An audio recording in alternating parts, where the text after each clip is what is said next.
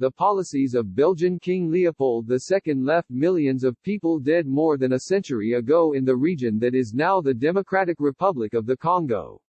Now, in a first for the Belgian monarchy, King Philippe has expressed his deepest regrets for a colonization campaign that remains notorious for its brutality. Our history is made of common achievements but also of painful episodes, Philippe wrote in a letter to Congolese President Félix Tshisekedi that was published Tuesday in Belgian media.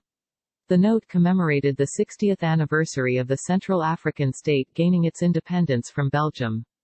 Philippe acknowledged acts of violence and cruelty under the colonial administration spearheaded by his ancestor. The decade straddling the turn of the 20th century saw vast swaths of the region's population die of disease, famine or violence under Leopold's rule. He plundered rubber, ivory and other raw materials.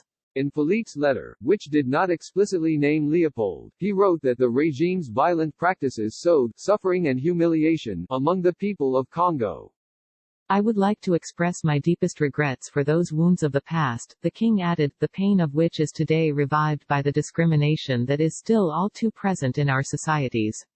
I will continue to fight all forms of racism. Tshisekedi did not offer an immediate public response to the letter on what has been a relatively subdued holiday for the country as it battles the coronavirus.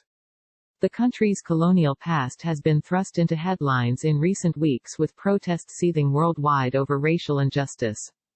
Catalyzed by a string of police killings of black people in the U.S., protests have erupted beyond American borders as well.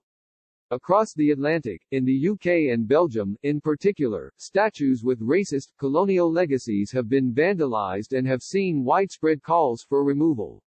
And statues of King Leopold II have attracted particular vitriol.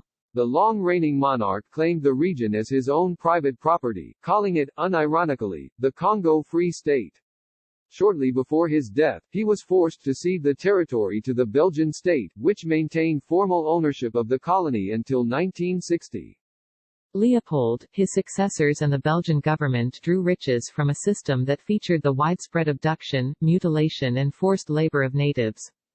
Several statues of Leopold across Belgium have been the targets of arson and dashes of paint recently, and at least one has been removed by authorities.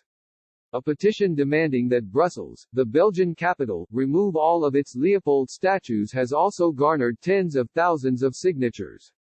Meanwhile, a commission approved earlier this month in the Belgian parliament has pledged to investigate and more broadly acknowledge the country's colonial past.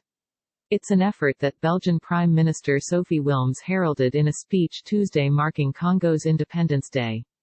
The point is not to rewrite history, but to better understand it, she said in Ixelles, where she dedicated a commemorative plaque for the Belgian city's Congolese residents. After all, we cannot start a new chapter without knowing all the previous ones. This is necessary to build the future.